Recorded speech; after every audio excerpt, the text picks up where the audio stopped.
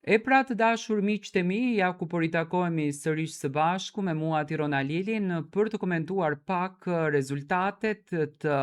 televotimit më të fortë që deri më tani ka ndodhur në shtëpinë e Big Brotherit. Një televotim në fakt që ballafaqoi Stenaldon dhe Mateon, i përzgjedhur nga Rogerti në këndin e liderit, domethënë Rogerti kishte një fuqi të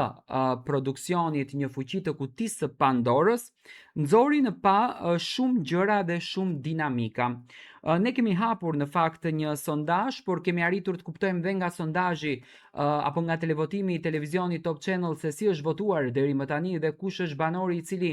sonte do të shpëton nga kjo përballje kaq e fortë, është Mateo apo Stenaldo. Ne kemi tashmë rezultatin në dorë. Domethënë, të dy banorët rrezikojnë eliminimin realisht, sepse të dy banorët kanë dhënë jashtëzakonisht shumë në këtë shtëpi.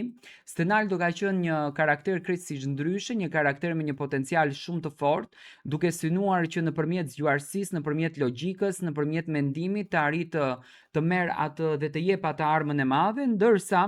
Mateo ka luajtur në dy anë, domethënë ka patur dhe këtë kartën e dashurisë, por ka patur dhe anën tjetër. Tani, deri më tani, që vetëm për disa minuta të fundit ka 12.000 vota,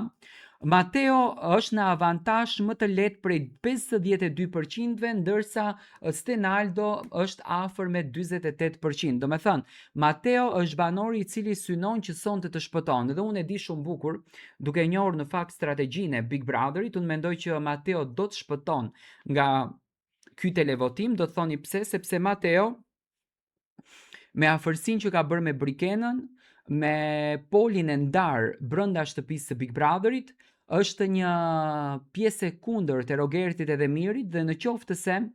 Mateo, pasi që është më i papreferuari i tyre, largohet në këtë pikë të lojës, ato do të gjejnë komoditetin dhe nuk do të ketë më lojë. Unë mendoj që produksioni mundohet që gjatë gjithë kohës ta mbajë shtëpinë entuziaste, ta mbajë shtëpinë në zë,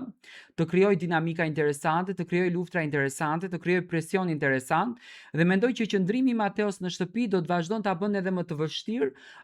qasjen e Rogertit dhe Mirit në këtë pikë të lojës, dhe mendoj që Mateo do të qëndrojë në shtëpinë e Big Brotherit, ndërsa banori i cili do të largohet në këtë pikë të lojës, për mendimin tim dhe për mendimin e publikut, është Stenaldo. Stenaldo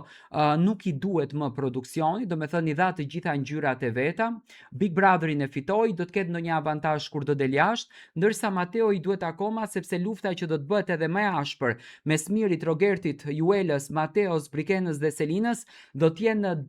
bombat që do të lasin brenda asaj shtëpie. Domethënë tensioni që do të rritet dhe përzgjedhja sonte e vazhdimit të lojës së Mateos në shtëpi do t'irriton më së shumti Mirin dhe Rogertin dhe do ta kenë Mateon më në shënjestër. Unë mendoj që kjo është e gjitha një plan i produksionit se si të krijon shikueshmëri dhe si të krijon një lojë më të nxehtë brenda këtij formatit.